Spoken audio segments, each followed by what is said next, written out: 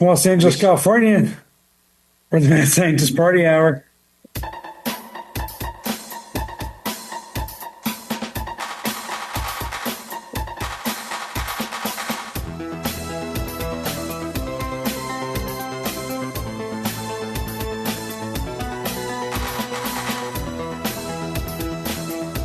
Ho, ho, ho, boys and girls, and welcome to Mad Scientist Party Hour. My name is Santacraft, joined as always by a man who had his pants and underwear taken away for being naughty. And now he's placing his boner into your stocking. That's Jeff Clark. What's up, Illuminati? And transmitting to us from a snow globe, the bearded, frosty, booger-eating bastard known as Shuddy Boy. Yo! Brah, brah. I feel like the longer I do that voice, the less it sounds like Santa. And goddamn, what a start with these newfangled Zoom upgrades for the people on YouTube. What a treat! Shuddy throwing the Howie Mandel AGT heart hands out and getting an AR reaction of fluttering, sputtering hearts. That is Yeah. The auto framing is pretty sweet, dude. some special effects worthy of our guest today, who we'll be speaking to shortly.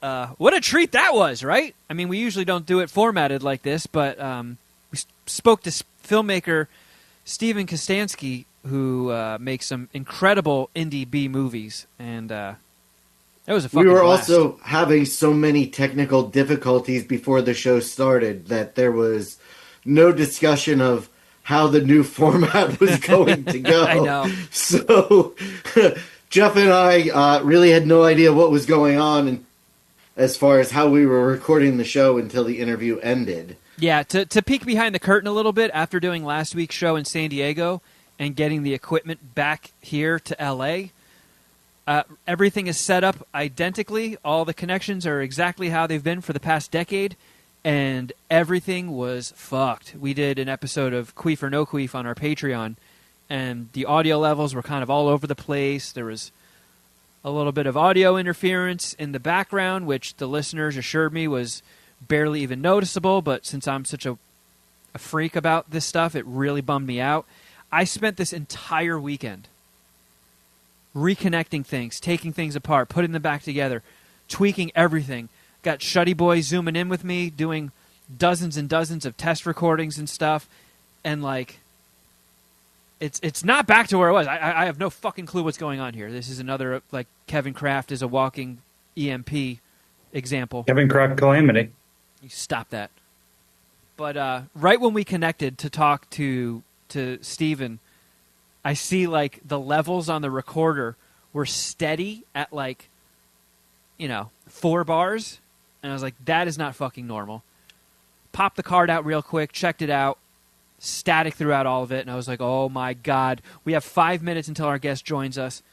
Trying to put out fires. And, it's time will tell. A lot of times there is a mystery noise that shows up on the recording that is not there when we're doing it. And fingers crossed, everything is okay. But, had a great time talking to Steven. I'm sure Dominic is really going to enjoy this. Oh, yeah. He would have been a huge fan, or he is a huge fan. I mean, as much as we're putting Steven Kostanski on everybody else's radar, we've put Dom onto his radar.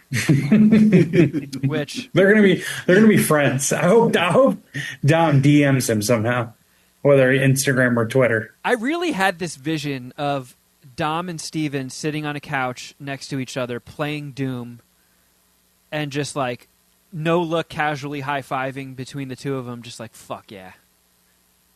It just seems like a perfect match, And it's always cool to talk to these interesting filmmakers that I've been following, and getting to pick their brain and hopefully introducing the audience who isn't aware of the cool shit that they're making.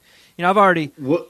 Wait till you guys hear how many times that Kevin reminded Steven that Kevin is also a filmmaker. I tried to not do it that much, but, You did it. You did it. I was leading. It was just I was trying to bro down, Listen to Kevin be a douche. Yeah, it's just like, feeling each other out like, hey, man, we're doing the same shit. You're just doing it way bigger and way cooler than me. Although, I will say, I did get a contract in my inbox today, so... Nice. Fingers crossed, baby. Fingers crossed. I got my lawyer looking over it right now. I always fucking jump the gun and run my goddamn mouth. I do it all the time because I'm an idiot, but I get too excited and I overshare when I probably should keep things to myself. But... My lawyer. It's fucking sweet. Can I use your lawyer for legal stuff? Well, you got to pay him like I do. Oh, God damn it. Come on. Kevin's not letting you use a single penny of the retainer he pays. Dude, well, this is a guy who helped out, from pre-production on John Cooper, and I didn't realize that his fee was for like a block of time and it didn't all get used. So I had more time for him to go over this. That's good. I thought you were going to say that you used it all and then his rate went up because of tariffs now. So no, this is something that is covered. Thank God for my broke ass. I don't have to, predator my butthole out on OnlyFans to pay for this. How did the conversation go? Do you think he thought that he got away with some extra profit and you're like, whoa, buddy, no. I'm tagging you back in. No, because he like the last time we talked, he was like, you still have time, so let me know if you need any advice or counsel in the future. And I hit him up. I was like, hey, I don't know if I have enough time for this, but I got a contract coming in that I need a consultation on. And he was like, yeah, you got just about enough to cover that. So this is just getting it in by the skin of my teeth. But, I could use some good juju, so if anybody wants to, cross their fingers in solidarity, if everything goes to plan, people should be able to watch the movie, The Second Coming of John Cooper, in some capacity, be it March or April. So, we shall see. Hoping, and hopefully... Sometime in 2026, let's say. Let's not put too fine a point on it just yet. Yeah, well... Also, you can go to Etsy.com and buy one of these fantastic posters and even get them signed if you would like. What a fucking commercial. Not by Jeff or I, who are stars of the film, but by Kevin, who wrote and directed it. Yeah, maybe one day you can meet Jeff and Shuddy at a meet and greet and get their signatures thrown on it as well. But for the time being, you'll have to settle for mine. And hey, if you need one for the movie lover or Puminati in your life, just in time for Christmas... Get your orders in, and I can get them shipped out before I'm going home for Jersey for a little bit. But, yeah, Shuddy. I might be jumping ahead here. We probably should just get to Steven's interview, but, we'll save your movie thoughts because you went and saw a movie, right? Oh, yes. So we can get to that when we get back from talking to Steven. That's what we call a fucking a little hook. I almost brought it up in the conversation with Steven. So, yes, it's perfect to go after it so that I can reference something that we discussed with him. There you go. So, ladies and gentlemen, enjoy our interview with filmmaker, writer, director, special effects artist. He's a multi-hyphenated, talented filmmaker, Steven Kostanski, promoting his new film, Deathstalker, which you have to see. It's like a forgotten 80s movie that just got unearthed and released. It has that level of fun, a great rogues gallery, sword-swinging Conan the Barbarian type shit with lots of gore, fun villains, practical effects, voice from Patton Oswalt. It is something special. Spoiler alert, Dom rated this movie more dicks than Goodfellas, Matrix, and Fight Club combined. Yeah. If you want to watch a fun... So you know it's a banger. If you want to watch a fun 2025 movie that feels like it was made in the 80s, you can rent Deathstalker now and enjoy our chat with Steven. You got something to say, Jeff? I would say, or buy it on Apple. Yeah, you could buy it or Buy rent it. it. Buy it. Yeah. Do it. All right. Enjoy the interview. Ladies and gentlemen, welcome to the show, Steven Kostanski. Hello. Thanks for having me. Do we have an All right, that's applause enough, track? crowd. Are you hitting it? No, that was real people. Oh, okay. I just couldn't hear it. You should do the reggaeton horn too. That'd be cool. Normally, we introduce our guests with a fireworks display as well, but, you know, in this economy, we can't really swing it. But, You did again, Steven. God. It's me using my pod. He's gonna have him, Kevin. You keep freezing. I know.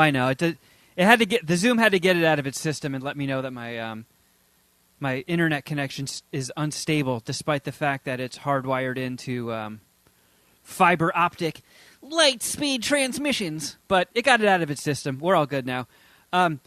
Steven, we wanted to have you on the show because I watch a shitload of movies, and to the point where I need to find stuff that is, I don't know, not your normal Hollywood slop a lot, because let's face it, There's a lot of slop out there. there is. It's a lot of everything that comes out is a reboot, a sequel based on, like, you know, a comic and whatnot. And I love the fact that there are filmmakers like you just making such strange, interesting projects. While still making reboots and sequels, I should point out. I mean, Deathstalker, I consider it a sequel. But yeah, I mean, on paper for the money men, it's a reboot because I think that's more palatable for people. And then I should also point out I did, what was it, the 7th Leprechaun sequel, Leprechaun Returns. So yeah. I'm part of the problem at times. I admit that. You're also part of the solution. I mean, Psycho Gorman, that was a pretty wild one. Well, thank you. Yeah, I mean, this may come as a shock, but being an indie filmmaker is not the most lucrative career choice. So I try to balance it out with effects work and taking jobs like a Leprechaun or a Day of the Dead TV show. And pad my bank account with that so I can go make stuff like Psycho Gorman and Frankie Frico and, yeah, even Deathstalker. Because, yeah, I just love making movies. I love making monsters. And if I can mash those two things together, it's my happy place. So, yeah. Yeah, I remember I was seeing, like, when Psycho Gorman came out, I heard people talking about it on other podcasts. I saw, Film Nerd social media going nuts about it. And myself and Shuddy Boy, we have a friend that we've known for decades, our friend Dom, who has very interesting taste in movies. And when I saw it, I put the text out. I was like, dude, you guys have to check this out. It is right up your alley. And then the same thing happened with Frankie Frico, and I did not know that was yours as well. I just heard people talking about it. I saw the poster, and I was like, oh, fuck yeah. I watched it. I loved it. I was like, this is my kind of jam. This is my kind of strange. Frankie Frico reminded me of, like, if a 90s pizza commercial came to life and became like a feature. Totally. Yeah. I mean, my intention with that was to just imagine a scenario where, like, a 90s erotic thriller, like straight-to-video erotic thriller that used to populate the video store shelves, like an Animal Instincts. If something like that got completely derailed by a bunch of little rubber puppets. So yeah, it's maybe not the most commercially viable concept, but I'm happy I got to make it regardless. Yeah, I mean, like I said, that's my kind of jam. The stuff that's off the beaten path. It reminded me, like, if you combined Gremlins, Garbage Pail Kids, and Weird Science. Yeah, that's a good comparison. I mean, Garbage Pail Kids movie is pretty wild, and I love big swings like that. I'd also throw in Dan Aykroyd's Nothing But Trouble a little bit. Oh, yeah. Just like... We got some deep cuts here. Like bold, insane movies that, were maybe hated on their release and appreciate more now. I mean, another good one is Clifford, the Martin Short movie. I don't know if you guys have seen that. Oh, yeah. Where he's a 40-year-old man playing a 10-year-old boy, and at no point is this acknowledged throughout the duration of the movie. Yeah, he just terrorizes Charles Grodin and Mary Steenburgen. Yeah, and like, I don't know, there's just such a like shithead attitude to that approach of filmmaking of like, this is going to irritate some and delight others. And I think that's the right approach to have, especially nowadays where I feel like everything, I mean, this is definitely the talk of the town now with all these mergers happening, but like the edges are getting sanded off of everything. So I admire when people make things that are a little more abrasive and a little more in your face and a little more singular in their vision.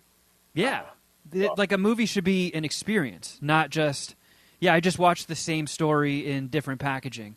Like a lot of the stuff that comes out today, I don't want to be specific and single out any filmmakers, but some stuff comes out and it looks like too perfect, you know? Like, you need shadows. Oh, shit, did I lose everybody?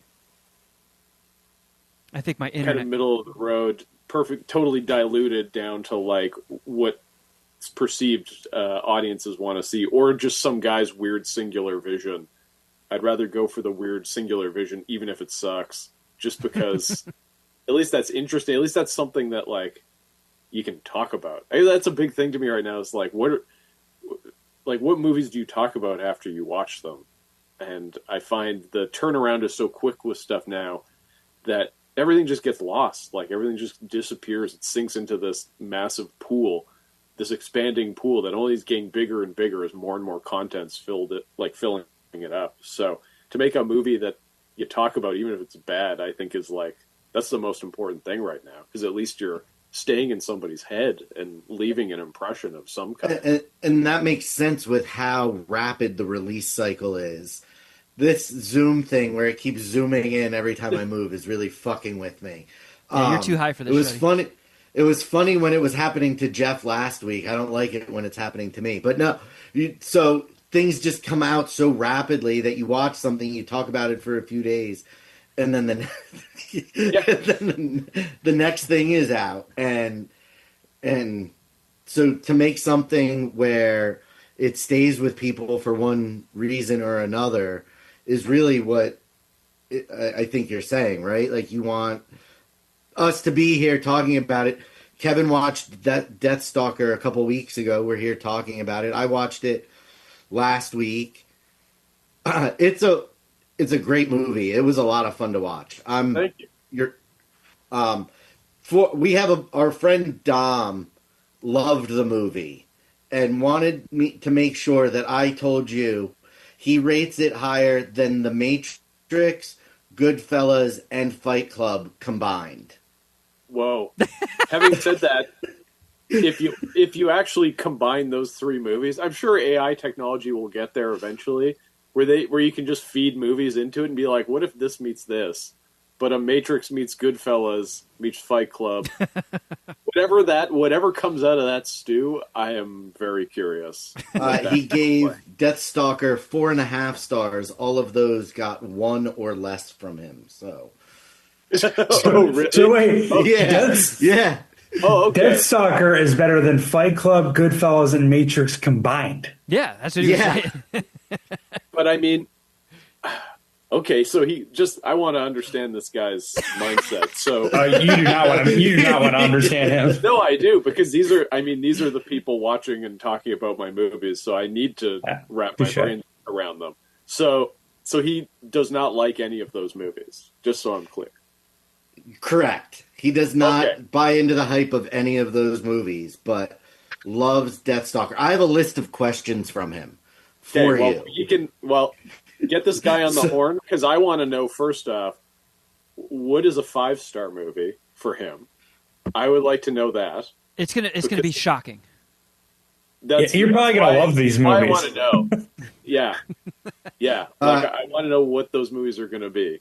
So luckily, he is very active on Letterboxd, so I can have that information for you here in moments. So my internet froze up again. So I was MIA for about 5 seconds, but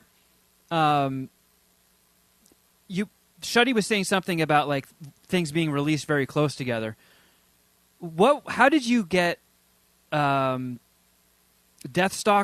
and Frankie Frico? They came out so quick. Was one just kind of like finished in the can, waiting for distribution, and it just timed out where they both came out within a year of each other? What it was that like these conversations started almost like 6 years ago now. Like I was still finishing up Psycho Goreman when I had the combo about making Deathstalker. I was presented with some producers I know presented me with a list of Roger Corman titles that were basically up for grabs through Shout Factory. They had bought a part of his library. And so I went through that list and I saw Deathstalker and I was like, oh, I'd love to do my own spin on a fantasy movie. And I, was a fan of the Deathstalker franchise in all its kind of like rough around the edges glory. And I was like, that seems appropriate to the type of movies that I make. And I also liked that there wasn't a slavish attention to continuity or mythology. So basically I saw it as an opportunity to just make a wacky fantasy movie. Yeah. And have little hints and teases of Deathstalker lore sprinkled throughout, but basically just go in my own direction. So this conversation started a long time ago, and there's a lot of back and forth. Like getting financing for a movie like this is tough, and it takes a long time. And, it was a lot of like starts and stops. And eventually it hit a point like end of 2022 where it was like, oh, we're probably going to have to push this another year. And I was like, why don't we just make something small in between? In my mind, like literally small, like, oh, it's like make a puppet movie with just a bunch of puppets.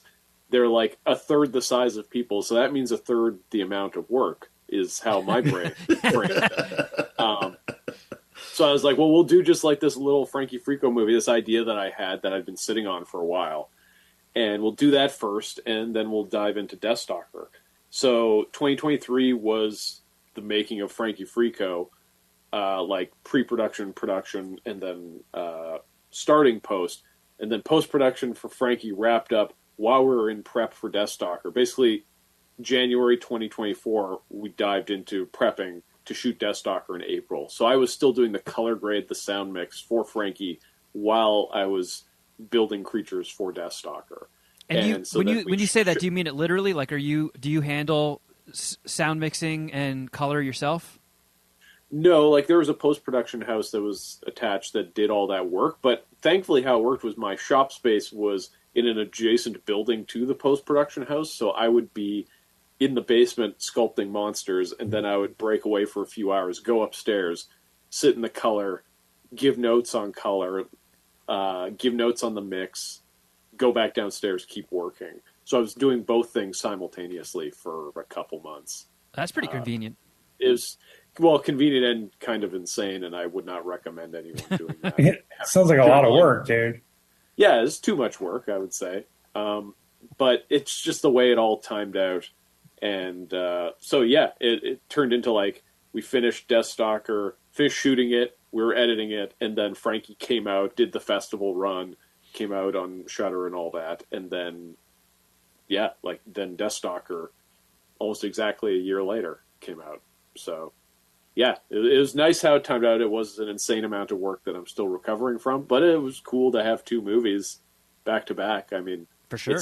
Like I said, it's tough to get stuff made in this industry, especially on the low budget scale, and especially the type of nonsense that I'm making. Can be a bit of a hard sell. I got to give a lot of credit to Shout Factory for being like, yeah, we'll make this Frankie Frico movie you came up with, this totally random nonsense idea. I mean, it's pretty on brand for the Shout Factory catalog, but I appreciate them backing me and supporting these projects. So I had never seen Deathstalker, and like I had seen the promotion for your version of it, and it was for some reason it got scrambled in my brain, and I thought I had downloaded it to watch on a plane, but I watched the what was the Albert Pyun one? It was like Sword and the Sorcerer. Sword and Sorcerer, yeah. So I watched that, and I was like, oh, this is going to be weird when it gets remade. And then when I saw the promotion again, I was like, oh, you fucking dumbass, it's Deathstalker. So I actually watched your version first, and then saw that the OG one was streaming, and I watched that. And you're right. It is, they're very different. I did like you had such a cool rogues gallery of villains. Well, it almost plays like a video game. The elephant in the room being that if you watch those movies back to back, one of them is full of tits and one of them isn't. And so my approach to my movie, it being 2025, was I'm going to make a fantasy action horror movie that delivers the other half of the Boris Vallejo artwork. I'm sure you guys have seen the posters for the original Deathstalker movies. Beautiful painted Boris Vallejo art that depicts stuff that doesn't really happen in any of the movies. And the first poster especially has this like big troll thing, and there's like another monster guy in the background. And those things don't appear in the movie. But the busty lady that Deathstalker's holding on to does appear. So my logic was, well, I'm going to deliver the other half of the poster. We got 4 movies of TNA that people can enjoy. I'm going to make one that delivers the actual fantasy stuff that I want to watch. And so, yeah, that's why the movie is essentially just a series of boss battles. Like, it's very structured. The structure is very similar to, like, Ninja Scroll or Jeff even understands Shogun that Assassin. reference. Yeah, that's anime, right? Yes. Nice. Sorry, I'm an anime nerd. I'm a weeb in training myself.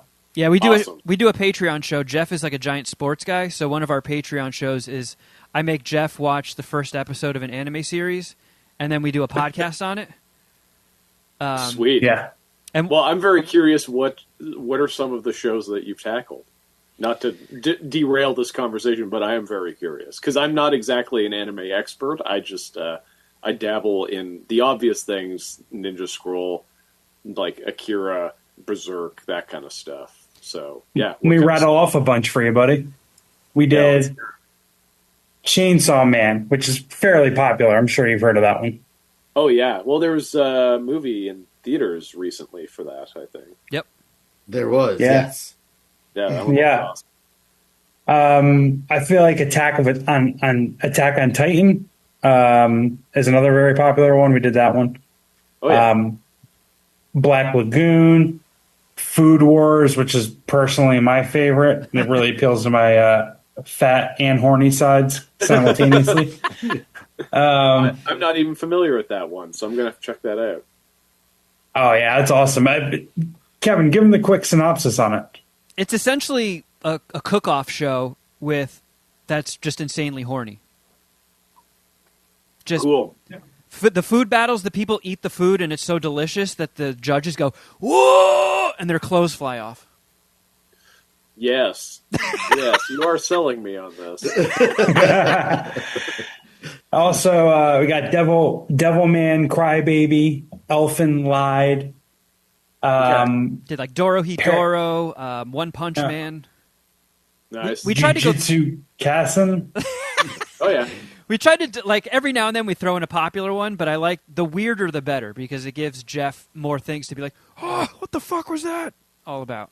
I mean, you got to do Neon Genesis Evangelion at some point because that's a trip. All right, that's I don't know. Maybe we do that next month. I think we have a Kevin kind of springs these up on me like day of. But I think he already has like a Christmas one in the in the holster. But we're definitely gonna have to go with that one. What would you say it was again? Neon Genesis Evangelion. I have seen the yeah. first few episodes of that, and it is absolutely worth a watch.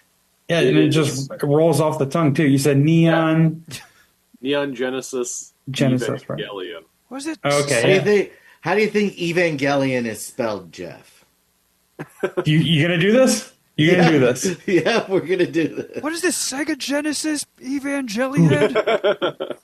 Listen, Steven, I'm not what people would call smart, but I tend to spell things right. It's like a weird thing. Okay. Evangelian.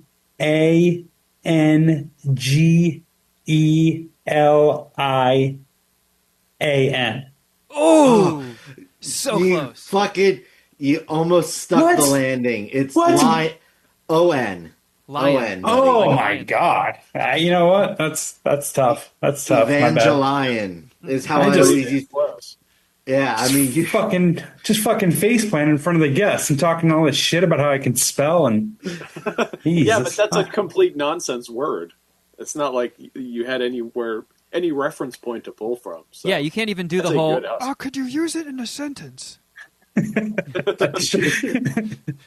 Yeah, fair enough. Thank you for being understanding. I feel dumb. I'm gonna go take a lap after this podcast.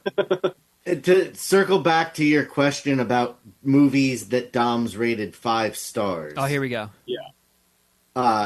So things like Frankenhooker, Uh-huh. Killer Clowns from Outer Space, Return to Nukem High, Yeah. Scott Pilgrim versus the World, Okay. Galaxy Quest, Nice.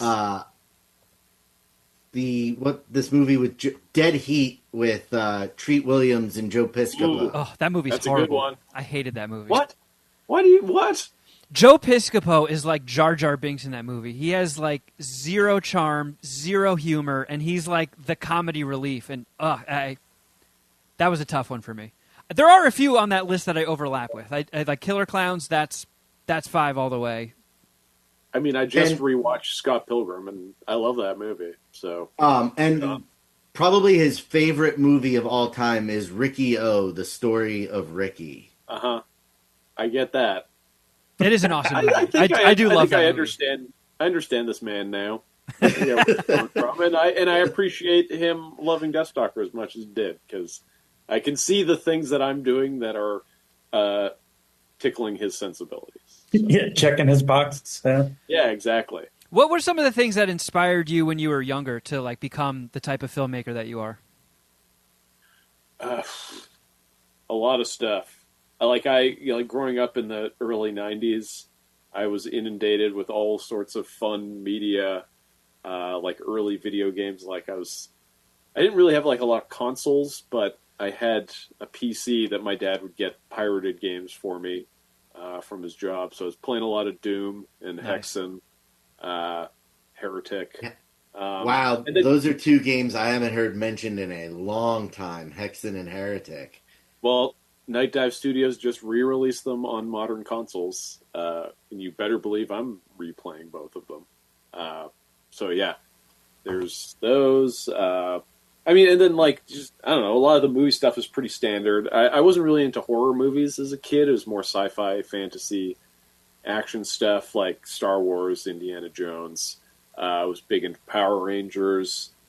Kind of like anything fantastical. I realized looking back on it and the stuff that I was gravitating towards, I really was like developing a taste for like Japanese tokusatsu, like special effects movies early on, because I loved Godzilla, and I would watch those movies on VHS constantly.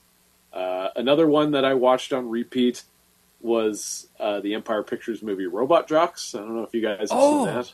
Yeah, I actually just watched that for the first time like a year ago, and I actually really liked it. I was surprised that stayed off my radar for so long.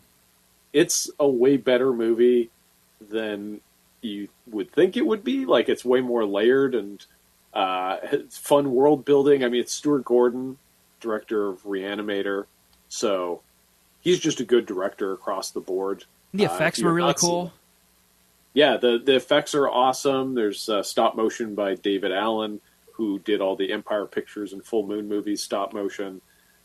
Cameo by Jeffrey Combs. It's just a great movie. And as a kid, I would watch it. There's like certain movies I would watch as a kid, and I would pick them apart, not realizing that I was like starting to figure out the language of cinema at a very early age. Like, I would watch that movie and I would pick out when, like, oh, this shot, the robots are stop motion. This shot, it's a miniature. This shot, it's like a robot that they just filled with a bunch of dynamite and blew up. Like, that kind of stuff was fascinating to me growing up. So I'd always gravitate towards movies where I could kind of analyze them and understand, like, how did they achieve the fantasy of this movie, whether it's, a Star Wars or a Robot Jocks. And so in the, like, mid-'90s into late 90s, big special effects movies that had a lot of crossover with CG and practical effects I was huge on. I love the Spawn movie. I don't know if you Oh, guys are really? fans of Oh that, yeah. but like, if you want a good movie to watch to see the transition from old school effects into modern CG, like that is a great one to watch, because you can see sometimes in the same scene they're going back and forth between like Violator's a puppet and then suddenly he's like a CG creation, and you can see them picking and choosing. It's very similar to something like Jurassic Park in that respect. I know comparing those two movies seems a little insane, but Wait, is that the one with Michael Jai White and Yes. Leguizamo? Okay, Yes. cool. yeah, I actually saw that one. But it's also ILM who did the visual effects for Jurassic Park, so they also did Spawn. My theory is that if you guys remember, there's a big climax in hell in that movie that is a little shaky, and my theory is that at that time they were busy doing stuff for episode 1, because it's late 90s, and so they were just kind of like, yeah, we could just kind of fart out this hell sequence and let them. It's good enough. But, Mail it in. But yeah, like that kind of stuff I became obsessed with as a kid, and that led to me wanting to make my own movies. It led to me starting to do stop motion animation, and then like early compositing where I would film my friends and then add creatures and things into that in post production. I just got fixated on filmmaking as a process and special effects, all avenues of special effects, whether it's practical, visual effects. All that stuff just was really exciting to me. Yeah, because you started in VFX, right? Like I see people watching on YouTube can see you've got a lot of like really cool looking masks and prosthetics behind you. So I'm guessing you went to like a specialty school to sort of hone the craft and went from there? A lot of it was self-taught. No shit. Like just kind of figuring it out on my own, especially the stop motion part of it. I think it's just the way it all timed out. Every single thing I did informed the next thing that I did. So the stop motion then eventually transitioned into me making monster masks, which led into me making gore gags and effects for my movies. It all just kind of like mixed together. But I did take the Dick Smith prosthetics effects course, which is a correspondence course back when he has since passed, but back then Dick Smith was still alive, and he's the prosthetics artist who did effects for The Godfather, The Exorcist. He's like Taxi Driver. He's like basically the godfather of prosthetic effects. And you could take this course where he would mail you a book, and all the info on how to sculpt and mold and make prosthetics was in this book. And you'd practice it, and then you'd send him pictures, and then he would phone you and like talk to you and like critique your work. Yeah. So like there's like 17-year-old Steve is sitting at home playing video games, and my mom comes into the room with the phone, and she's like, "There's a Dick Smith on the phone for you." And so then, I'm talking to this guy who, has worked on like some of the biggest movies ever, like Little Big Man, again, like Exorcist.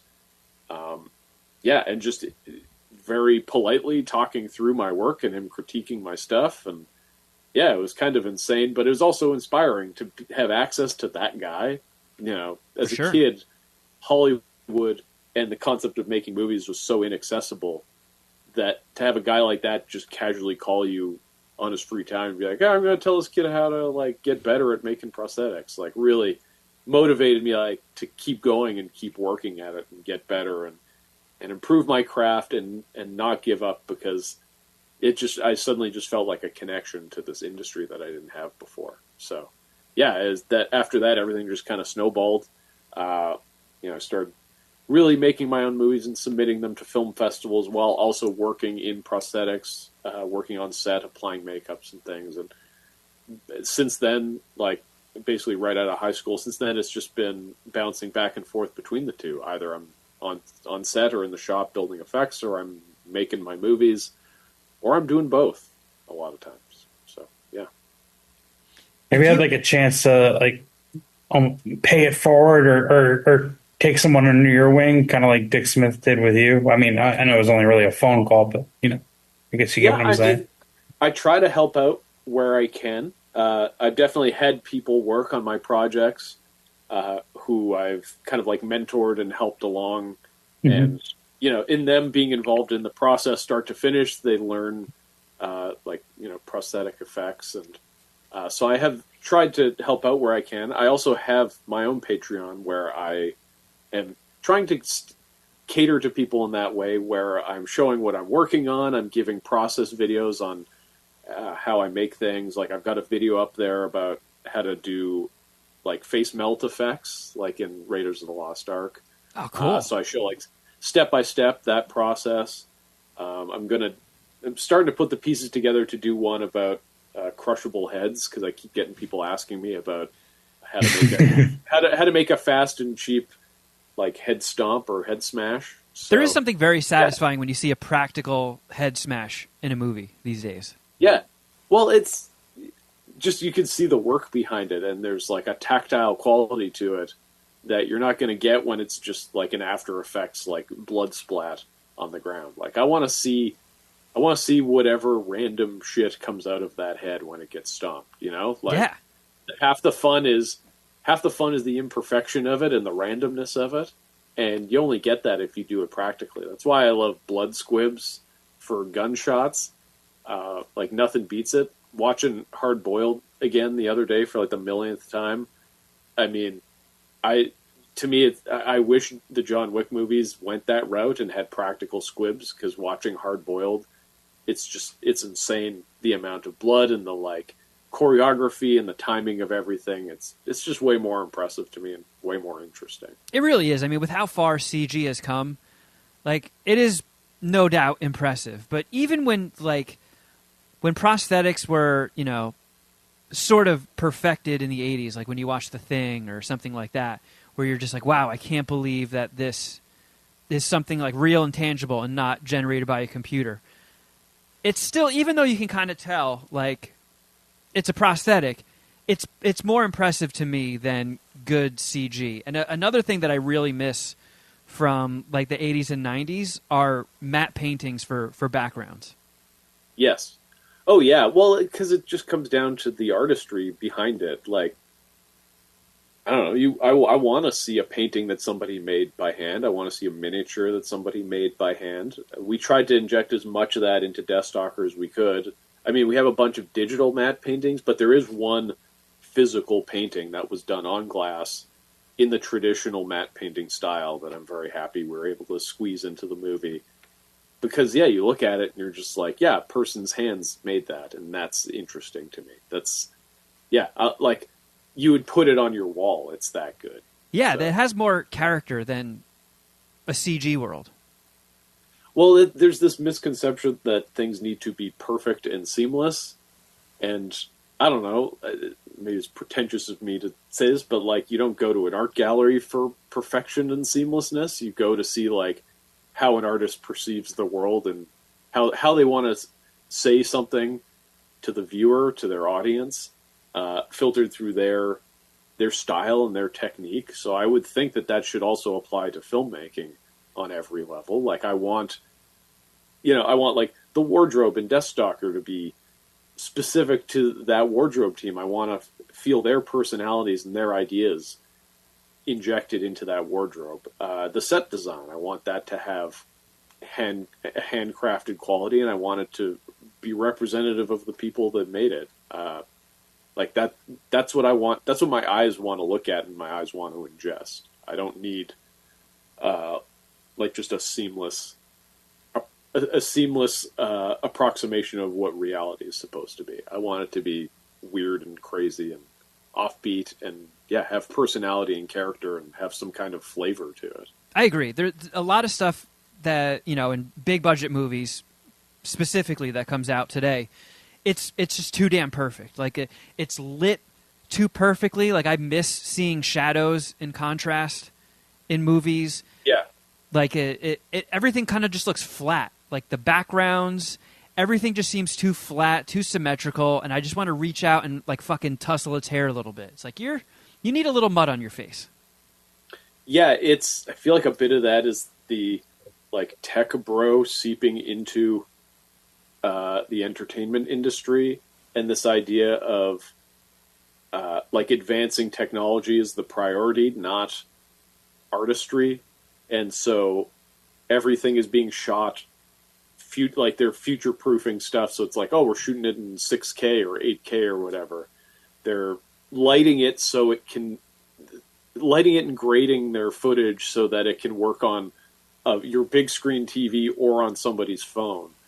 Everything's just being massaged out to like this made up idea of what perfect is, and you watch any movie from the 80s and it's not that. It's like it's perfect. Like I think of like was that Thief, the Michael Mann movie. Oh yeah. Like just to me that movie looks perfect, and it looks perfect because it looks cool, because it's exciting. It's like a lot of blues and just a lot of like fun backlighting. There's always like also like Christmas lights in the backgrounds of scene, lots of like soft focus lights and just like texture and things. And to me, that's what perfect is. That's what I want to look at.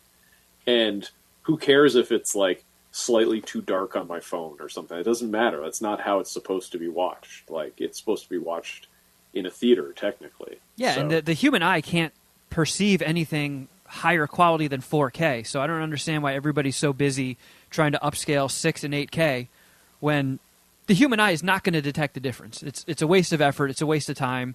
It almost just feels just like self-congratulatory, like bloviating bullshit. Like, look at this one. It's in 8K. That's what I mean, is I feel like it's to appeal to tech bros more than artists in any way. It's like it's giving them something to brag about because they can't tell a story or, make a piece of art in any sort of way. But they can enhance technology. They can come up with AI tech that can approximate what art is. So I know we talked about how important it is to have original IPs, but I've made one independent feature, so I'm not exactly a filmmaker, but as much as I would love to create, one of the mountain of original scripts that I've written, there are a few things where I would love to get a crack at remaking that. Is there anything that if you just had a magic genie lamp and they're like, you get any IP you want, what would you remake? Yeah, it would be Doom. I would do my adaptation of the Doom video game. I guess you could say it would be a remake, reimagining of that 2006 one with The Rock. But I would go back to the source material. I mean, that's the thing. I've wanted to make that movie my whole life. It feels like even when I wasn't a filmmaker as a kid, I was just like, I want to see this as a movie. I remember going to the theater as a kid, and every trailer that came before, I'd be like, boy, I hope this is a Doom movie. And it never was. Like, I remember the trailer for, what's that Catherine Zeta-Jones one where she, goes under the lasers and it's her butt? Entrapment. Yeah. Yes. I remember the trailer for that starting as a kid and being like, maybe this is Doom? And then, and then it was. So, yeah, that's how desperate I am to, tell that story properly in a cinematic landscape. I mean, it's been perfected in video game form. I think there's a great 90-minute action horror, sci-fi movie in there that needs to happen. I mean, the only Doom game that I never played was Doom 64, and they had that on the Nintendo Switch eShop on sale for $1.99, and I was like, this is the easiest purchase I've ever made in my life. Doink. So if I ever have 5 minutes to kill, because it's such an easy game to hop in and out of, I'll fire that up, and I love it. I loved the most recent one. Did you play Dark Ages? No, I am my Christmas wish is to get that for Christmas and buy myself a few hours to actually play it. Because I love the modern ones. 2016, Doom Eternal, both kicked ass. Yeah, I don't even care that what I've heard about Dark Ages that it's like the gameplay has been switched up yet again. I don't mind. I liked it. I thought it was sick. I just like being in that universe. Everybody I know who plays it, has played it, says it's awesome. So I'm very excited. I'm also a big supporter of Doom 64, so I'm glad to hear that you got it and are enjoying it. Oh, dude, it's awesome. I had it on the original cartridge back in '98 or whatever. It's still sitting on my shelf somewhere. I have a little Doom shrine in the other room that has all the copies of Doom I purchased plus a Cacodemon head that I sculpted a few years dude, back. keep an eye on your DMs because our buddy Dom is probably going to be hitting you up asking if he can come over and hang out. Sure. Where is he? He's in Pennsylvania. You're in Canada, right? Yeah. I'm in Winnipeg right now. Okay. Sometimes We have a very big Canadian following. Kevin, So I'm sure people are going to be pumped. What's up? what's the name of the hockey team in Winnipeg? that's the Jets. Or wait, was that going to be a trick question for him? Yeah. This sports true? is Kevin's version of spelling for and smart things for Jeff. Yes, it is, Kevin. It is true. Okay. Shots fired. I was going to say the Oilers, but That's Edmonton. I mean, it's in That's a decent Canada. guess. oh hell yeah, I'll take it. What is a movie that you saw within the past 5 or 10 years that sort of just blew your mind, and you were like, "Fuck yeah, cinema." In like 10 years? Damn. I'm sure there are movies. I'm drawing a blank just because you're asking me that question. I'm trying to think. Does it have to be a movie that came out in the past 10 years? Or can it just be anything? Just riff, bro. Yeah, Whatever just you riff. think. Anything? Yeah. Okay. Scanner Cop 2. I'm a big fan of. We Google Yeah. that. All right, that's going on the list. It's so okay. The Scanner Cop franchise, if you're not familiar, and yes, it's a franchise because there's 2 of them. So it's taking David Cronenberg's Scanners and asking the question, well, what if a guy with mind powers that could like blow people's heads up? What if he was a cop? And so the first movie does a decent job of setting that up, but the second movie, the setup is done, and we're just jumping right into like there's a hostage situation, and the cops are like, bring in Scanner Cop so he can like melt all the bad guys' brains. And yeah, I was just so into it the whole time. It is just a wild, wacky movie that is, yeah, like I said before, what I like is a big swing, and that movie is a big swing. And I find myself thinking about it a lot, where I'm just like, it was a good movie, Scanner Cop 2. So, yeah. Well, I'm glad I was able to give you Forster's in that. Yeah, Robert Forster. Pour some liquor out. Patrick Kilpatrick is the villain. Who else is in it? There's a bunch of people in it. It's super fun. Nice. I mean, the first one, I should also recommend because it has Richard Lynch as the villain, and he's like an all-time great 80s and 90s villain guy. He's in Puppet Master 3, what's it, Invasion USA. Just great villain character actor. So, yeah, just watch both of them. Get the Vinegar Syndrome box set as both movies. And just have a little Christmas treat. I do enjoy Vinegar Syndrome physicals. I'm gonna have to look into They that. rock. Yeah, they had the. They've been doing the Kill Bill Volume 1, Volume 2 thing recently. So maybe they can do like a Scanner Cop 1 and 2 back-to-back doubles feature. Yeah, the whole bloody affair, but it's Scanner Cop. Yeah. I feel like I'm the only person in my world that hasn't seen that yet. I feel like didn't Kevin? You went to that, right? What, the whole bloody affair? No, because I just recently Oh, okay. rewatched Kill Bill 1 and 2, and I was just like, I can't commit fucking 5 hours to.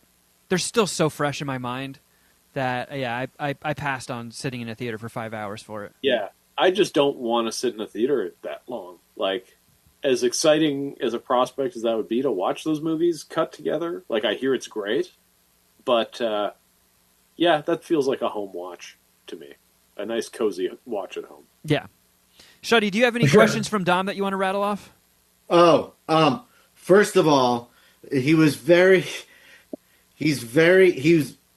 up on the release date information because he saw the poster and it immediately went on his watch list for Deathstalker. But he wanted me to confirm that when the Blu-ray release comes out on February 17th, there will also be a 4K option available. That's a Shed Factory question. I don't really know. To be honest, I've been kind of busy and haven't been paying attention to the details of the physical media release. Fair enough, because he is itching to buy a physical copy of Deathstalker. So it will either be Blu-ray or 4K, whatever's available. I would pitch getting the VHS when that comes out. To me, is the ideal way to watch these. Okay, wait. He does still have a VCR. Yeah, I don't know that he was aware of that what is that coming out? Well, it was available on the crowdfunding campaign we did for the movie. I realized I threw that out there, not having actual information on how to get one.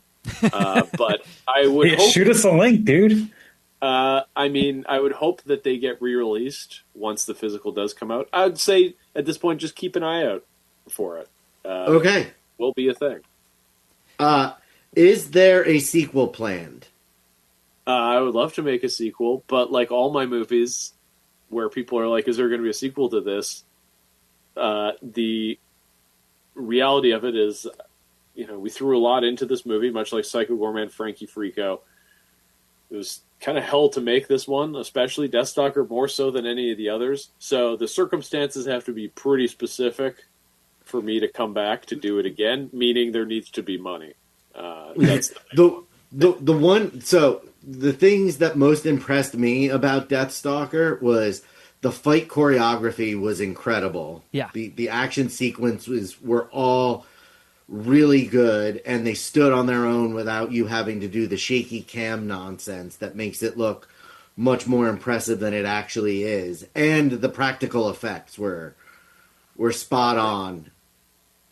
Yeah. Well, I mean, it was like a fun merging of Daniel Bernhardt and his team, who like they come from like John Wick territory. Yeah, I was like, I know that guy from John Wick. Like, this is gonna be fucking sick. So he brought along two of his stunt performers, Shane and Lee, who they helped choreograph all the fights in conjunction with my Canadian stunt choreographer, Alex Chung. So we had like a crazy team of guys mapping out these fights and coming up with fun choreography. It's certainly on a level I've never experienced in any of my movies. So it was like that mashed together with my rubber monsters that I like to make. It's the thing I'm most proud of with this movie. In independent films like this, it's usually one or the other. It's usually good action sequences and the practical, and that's where the time and energy is spent, and the practical effects are not so good, or the fight choreography is abysmal. But the practical effects are really good, and this really was both. Yeah, and I mean, testament to my team and their commitment that both things lined up as well as they did. I think everyone across the board is just excited to make this movie, which is, for me as a filmmaker, is a great spot to be because, everyone brought their A game and then some. I mean, like I've stressed already, it was a very low-budget movie. The fact that we had any of this stuff is insane to me. But, everyone just really wanted to make the coolest, most exciting thing possible. Like, a movie like this doesn't get made, typically. Like, the whole time I was making this, I was like, how is this even possible? We're making Deathstalker in northern Canada right now. A thing that, nobody asked for, and I feel like most people would be suspicious when they heard that it was being produced. So the fact that we had such a good team, I'm very grateful for. How did you feel? What was your experience like using crowdfunding? Because when I was making my feature, I just pulled a script that I had written specifically because I wanted to try my hand at let's write a story and that could be made for the least amount of money. And I came up with an idea that I really liked, had the script sitting there, and then when it came time where I was like, you know what, I just want to pull the trigger and do this myself. Somebody did suggest going the crowdfunding route, and listeners of this podcast really wanted to get involved. And I was talking to the producers about it, and they're like, for a budget like this, it just makes more sense to try and get investors because the cost commitments of everything you have to offer as a tier, like get a signed poster, get a signed physical copy, get a copy of the script, like all that stuff, the manpower, the resources, and then the shipping costs of getting it all sent out is a big factor. Yeah, and I mean I've done this a few times now, and it's always the same cycle of people seeming to forget all that work that goes into having to deliver perks. It's producers find it very appealing because it's like, oh, it's free money. It's like, not really. It's you have to deliver on a promise. And so, I mean, we're still in the process of delivering all our perks for Deathstalker, but it's a thing that I mean, aside from my Patreon, which is essentially another model of crowdfunding, I would love to avoid it on movies going forward. I just find that, it's way more work than anyone really anticipates going into it. I get the appeal of it off the top, but it always becomes a thing on the back end where it's a ton of work that has to fall on somebody. You basically have to hire full-time people to deliver perks. And then outside of that, it's a lot. And also, like, interact with the people who donated. Like, they need updates. They need to know what's going on. So that's a job for somebody. And if you can factor that in and factor that into your budget, great. I mean, I find crowdfunding is great for stuff like comic books. Like, we did like a Deathstalker comic. We did a Psycho Gorman comic. Stuff like that that's like a quick turnaround where it's basically a direct-to-consumer model where it's like, you give us money and we'll mail you the comic. I think that's a very straightforward, like, A to B scenario. With movies, though, it's like, okay, you're investing in this movie. You still have to go make the movie. And that in itself is a thing that, like, there'll be delays. Things will change. Like, it's just such an unpredictable process to me that it's weird to kind of, like, build anticipation and promise people something when you don't even really know where it's going to end up in the end. Yeah, I mean, I had people telling me, I came into this industry knowing virtually nothing and, just learned on the fly. And I had people telling me, once I was already pot committed and on set shooting, they're like, yeah, majority of indie films don't even get released. And I was like, oh, this is a great time to tell me. Yeah, well, yeah, that's the thing. Like, we had a period on Deathstalker where things were sinking pretty bad. And one of the questions I was asking was like, well, like, what about all the people that donate to the crowdfunding campaign? Like, how's that going to work? Like, you guys are ready to pull the plug, but that's going to be on you, like, the producers, to deliver. So, yeah, I mean, it's a lot of stress that I would prefer not to engage with again. Yeah, it's not. I mean, I've been selling, like, we all have the poster for my movie hanging on the walls behind us, and I got a whole bunch of them printed out, and I've been, selling them to help get the movie into festivals and stuff and travel to go when they play. And just to ship a poster, it's like $15. Exactly. So like every bit of money that comes in from perks, almost all of it is going towards the packing and shipping of it. Yeah, well, usually you have a disclaimer that's like, shipping costs. Either you say you're including the shipping costs or that's a separate fee that comes out of it. But even then, just having to do the task of go get posters printed, then like sign poster, then roll poster up, put it in a tube, then take it to the post office and mail it, like find the address you got to mail it. Like, I don't know, that's like a whole job for somebody. And to me, it's like, I would rather, just get somebody to be like, here's money for the movie. When the movie's done and makes some money, give me my money back. Like that one-to-one is way more appealing to me than like, oh, now I got 1,000 people asking me like, where's their perks? It's that's a lot of stress. So do you have anything lined up for your next project? I mean, I got stuff on the go. I've been kind of just doing prosthetic effects to pay the bills at this point. Like Deathstalker took a lot of my time and a lot of my resources that I just kind of threw everything I had at that movie. So, I'd like to keep the lights on. So I'm just going to focus on work, purely transactional work of I go in, I work in a shop, I build effects, I get paid, I go home.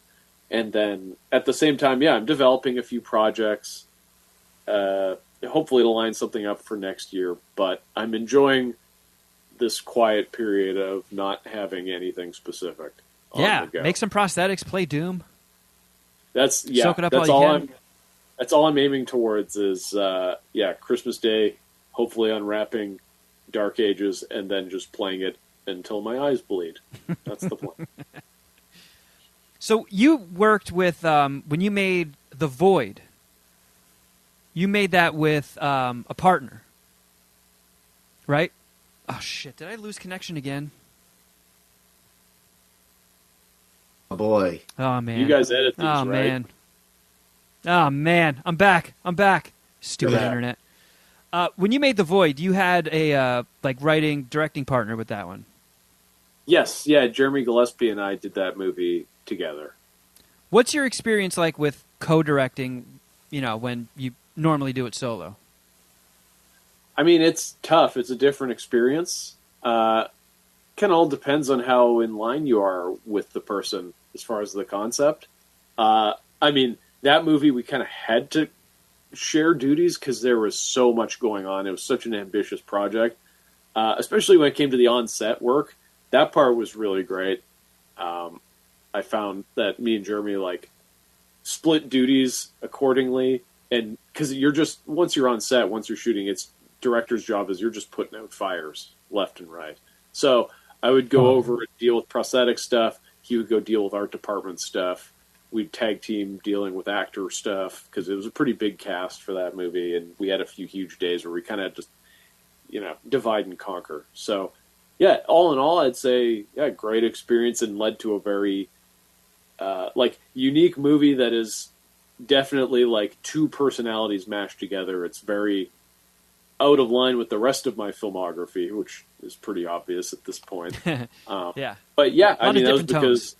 we committed to this idea of we want to make a monster movie that's actually scary. And that seemed like such an ambitious, unattainable concept that we're no, let's go for it. Let's see if we can make this happen. It just seemed like a logical next step at the time for us as filmmakers, being from Astron 6, the filmmaking collective, making mostly comedy stuff up to that point, but in the genre world. So the idea of making something that plays it straight and is serious just seemed like an ambitious thing to try and pull off. So we went for it. Yeah.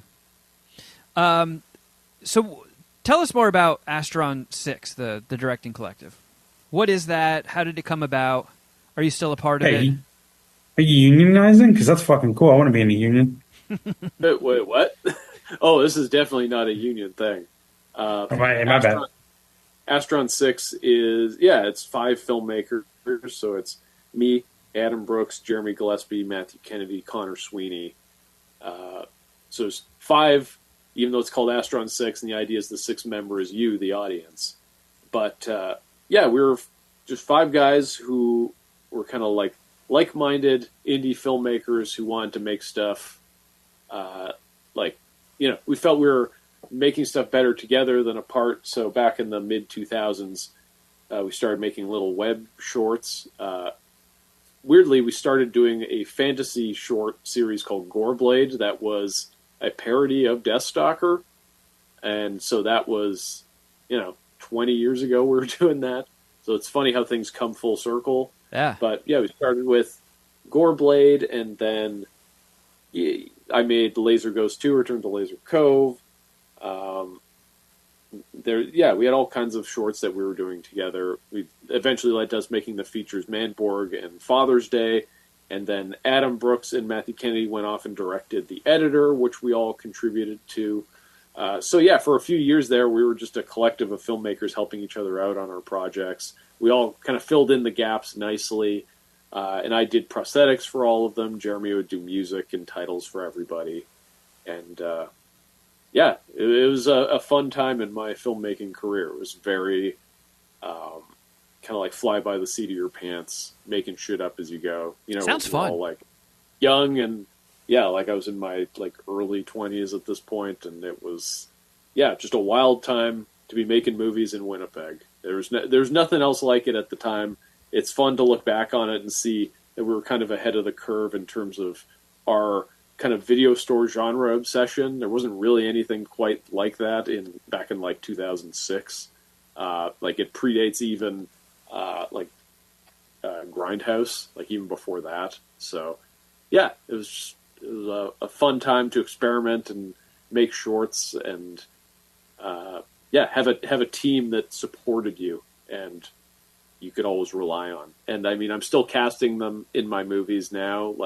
Deathstalker has Adam, Matt, and Connor. They all show up throughout the movie. So nice. It's kind of a tour through. Deathstalker is really just touring through Astron 6 land in that movie, especially. So, yeah. How did it play out for you getting involved in horror anthology franchises like VHS and ABCs of Death? So ABC's of Death, one of the producers just reached out to me out of the blue and was like, hey, do you want to do a short? It's not a lot of money. It was like $5,000 US or something to make a short. And I was like, yeah, why not? So I went and I made W's for Wish, which it's funny because it's similar to Goreblade. It's like a bit of a proto Deathstalker where it's He-Man, like a made-up He-Man style toy line called Champions of Zorb. That these kids are in a toy commercial playing with this play set, and then they get sent to the fantasy world of the Zorb universe, but it ends up being this horrible hellscape, and they all meet untimely ends. Nice.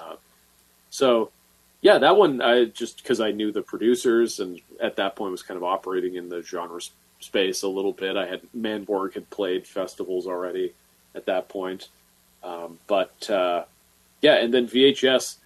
Again, one of the producers reached out and was like, "We need a commercial to put in this in the middle of one of these shorts." The whole gimmick was it like cuts away when something intense is happening, and cuts to just like an inane like infomercial type deal, like '90s infomercial. And they're like, "We need something to fill this 30 seconds. What can you do?" So I got Connor Sweeney to play. He's basically like the slap chop guy. And we shot it in my kitchen in an afternoon. I built it's called the veggie masher, where it's just this thing that mashes up vegetables into a fine paste. So I just went to a thrift store, picked up some random appliances and glued them together to make the veggie masher. And yeah, it was like we turned it around in like 3 weeks or something. And yeah, That's I awesome. love that people are like, "Oh, you're part of the VHS franchise." And it's like I made a fake commercial that plays for about 20 seconds in the movie, but I'll take it. Yeah, I'll take I mean, the it's still, association. it's in your IMDb. It's a credit. You're officially in the universe. I mean, I really like the VHS franchise. You know, they're kind of hit or miss. Not every single installment of every single movie is a home run, but you know, they all offer at least something cool where you're like, all right, that was neat. I'm glad I saw that happen. And I don't know, I've always been a big fan of horror anthology films. So, you know, every year when the new VHS comes out, I'm just like, oh, fuck yeah, here we go. I'm always day one watching. It's a fun forum for filmmakers to experiment and try things out. Like, I'm a big fan of the anthology format, and I wish that there was more, to be honest. Like, I wish that, like, there was more Creepshow, but in a feature-length style where maybe it was like, you know, 5 shorts spread over 90 minutes. Yeah. Because it's equivalent to, like short film festivals, which is a thing that growing up here in Winnipeg, we had this thing called the Winnipeg Short Film Massacre, where every Halloween night, they would screen local horror short films. It'd be like, you know, an hour and a half, and then judges would pick the best movies. And that's actually how Astron 6 met, is we would all submit to this film festival. And so, yeah, anyways, watching anthology movies now definitely takes me back to that era of, like, seeing up-and-coming filmmakers experimenting and kind of throwing everything they got at the screen to try and entertain people. Hell yeah. Oh shit, I think I just got knocked out of the internet for a split second. I'm back, right? You are, We're yes, here. you're back. Thank God. Okay. I was getting nervous. So before we let you go, Steven, is there any advice you would have to aspiring filmmakers looking to get into the business? I would say build a community around yourself of like-minded people, but who have diverse talents. Like, find a guy who's into doing on-set sound. Find a guy who's wants to be a cinematographer. Find somebody who wants to be a producer. Like, build a group of people who all complement each other, and you can help each other make your movies. Because that was the big benefit of Astron 6, was it was a way to make short films and actually have a team. And the only expectation from you is that you'd help everybody out on their movies.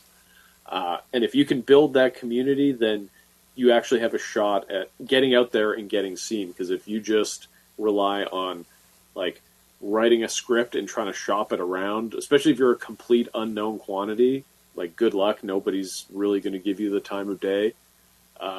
Nowadays, the tools are available, so you have no reason not to just go out and make a movie, especially if it's a horror movie. I think it's like, the resources are there.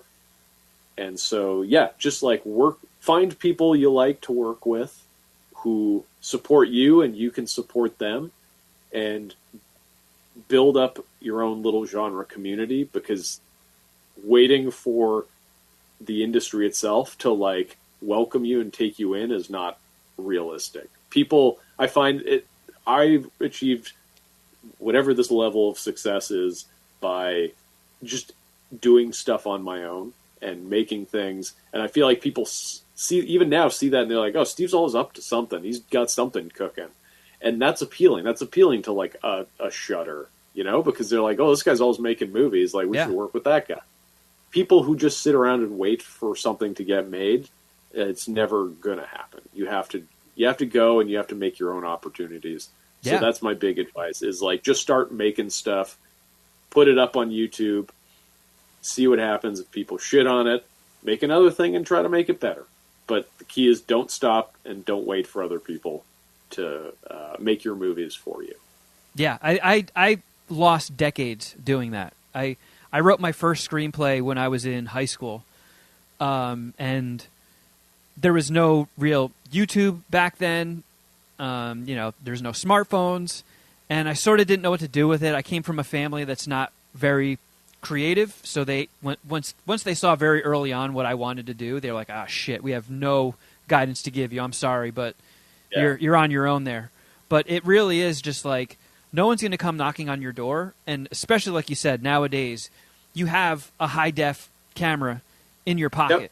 Like, you can just have a little bit of a shopping spree on Amazon, get some good mics, get a gimbal, and if you have an idea in your head, you have the means to make it, put it on social media, put it on YouTube, and it can all grow from there. But there's nothing nowadays. There's nothing really stopping you from trying. Yeah, exactly. It's all there. The tools are at your fingertips. You just need the drive to do it. And yeah, I feel like people who, if you have to ask for that advice, then you're already not in the right headspace. Like, I feel like all the people with the drive are out there figuring it out. So that's also something to consider, is like, if you're sitting around wondering like, how do I get my movie made? It's like, well, then maybe you shouldn't be making movies, because at no point in my career have I asked that question. I just have been doing shit constantly, whether it's like the most bare bones, bottom of the barrel thing, or working on big budget stuff. It's like, just always be making stuff. Always. Yep. Shuddy, is there any last minute questions from Dom still lingering? One of them was funny enough. Was anything inspired by Masters of the Universe? Like in Deathstalker specifically? Yes. Yes. 100%. I mean, the Stone Man yeah, I figured that's the guy he's asking about. That's exactly when him and I both watched it. We were like, Manny Faces, and that's exact. He's like the rotating head, like such as the stone guy with the rotating heads and green eyes. Yes, so that was me combining, Manny Faces, and then also Talos from Jason and the Argonauts, who is like a big statue that comes to life and starts attacking everybody, and they defeat him by opening a hatch on his ankle and letting all his fluid out. So similar to how Desperon meets his end in Deathstalker. But yeah, there's always He-Man, and specifically if I'm going to pick any flavor of He-Man, it's the Masters of the Universe live-action movie from the 80s, which I love and grew up on and has influenced me. Probably not in the best ways, but I still love that movie. I don't know, because this keeps zooming in and out, but I am flanked by Masters of the Universe figures on both sides of me, and I have a room full of them, literally. Awesome. If you walk into Shuddy Boy's house, it looks like one of those videos when Guinness goes to somebody's house and they're like, they have the world record for the most Teenage Mutant Ninja Turtle toys. That's what Shuddy Boy lives amongst with He-Man. I mean, this closet is full of unopened new He-Man toys. Yeah. and I've got I've got the magazine posters hanging on my walls. Yeah, it's become a problem. Well, you must be excited for the new movie then. I am, and I really enjoyed the Kevin Smith animated show on Netflix a lot. Yeah. I haven't watched it yet, but I hear it's great. The animation looked cool. The animation was really good, and the voice actors, A-list. It was very good. Highly recommend. All right, I'll have to check that out. Well, Steven, thank you so much for coming on and shooting the shit with us. Really enjoyed Deathstalker, and everybody needs to check it out. I believe right now it's available on VOD, and if you have a subscription to Shout, it's streaming on there. Is that correct? Oh, probably. Okay, so I'm going to give the same advice I gave when Dom and I reviewed it on What the Fuck Did I Just Watch. Get it on Apple TV. It's only $7.99 to buy versus the $5.99 to rent, and you will own an incredible movie. Yep. And then the physical release is coming in Fucking February if you bitch. want to pre-order it. And what is your Patreon for people that want to check out your prosthetics and process? It's called Kostanski's Crypt with a K. Nice. And yeah, it's just a hub for all my special effects doings, pictures, behind the scenes videos. I have a little podcast where I interview all my effects friends or just film industry friends in general. I just put up an interview with my first AD, Scott Weatherall, who's my first AD on Psycho Gorman, Frankie Frico, and Deathstalker. So yeah, just lots of good industry tales, and yeah, hopefully it'll evolve into a hub for up and coming filmmakers, people who want to learn prosthetics or just want to make their own little genre movies and could use some advice. So yeah, That all sounds very interesting to me. I think I'm actually gonna subscribe once we're done with this episode because that sounds really cool. all right on. Well, Steven, thank you so much for coming by. It was a blast. I can't wait to see what you do next. You are an extremely interesting and talented filmmaker, and you are on my list. Like I have a very small list, but you are on it. Of when I see that name pop up, I'm fucking watching it because I know I'm in for a treat and I'm in for something interesting and unique. Oh, awesome! Thank you. I really appreciate that. It's been nice chatting with you guys. Let's do this again sometime. For sure, man. Heck yeah. Well, that was fun, wasn't it? Man, I heard so many words I'd never heard before.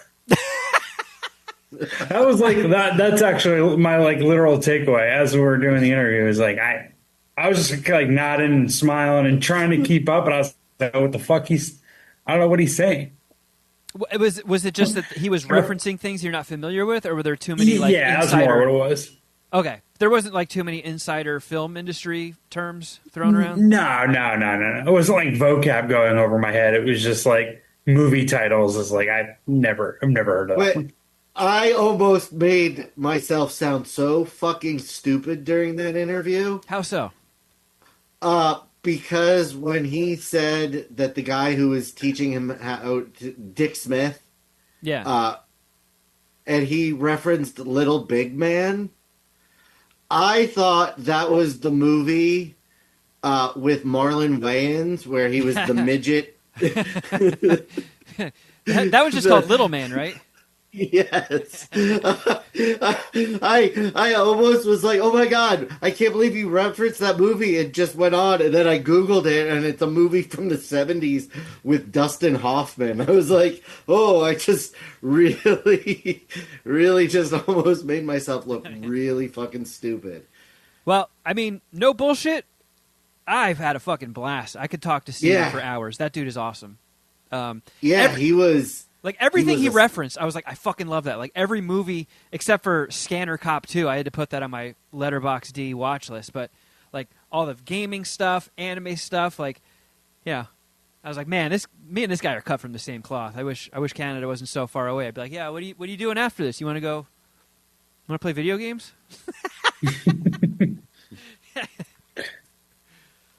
But yeah, that was a blast. I hope everybody enjoyed it, and I hope everybody checks out his version of Deathstalker, because it is fucking sweet. It really is fucking awesome. And Dom and Shuddy did an episode of What the Fuck Did I Just Watch about it on our Patreon. So if you want to check that out, that is available as well. Shuddy, last night when we connected to try and troubleshoot all these tech problems that I've been having on my end lately, you mentioned you were just coming back from the movies. And I was so stressed out, I didn't even get to ask you what movie you saw. Five Nights at Freddy's 2. I did a snack attack on the Five Nights at Freddy's 2 promotion thing they had at Popeyes. Did you get dragged to that, Shuddy, because Draven is a fan?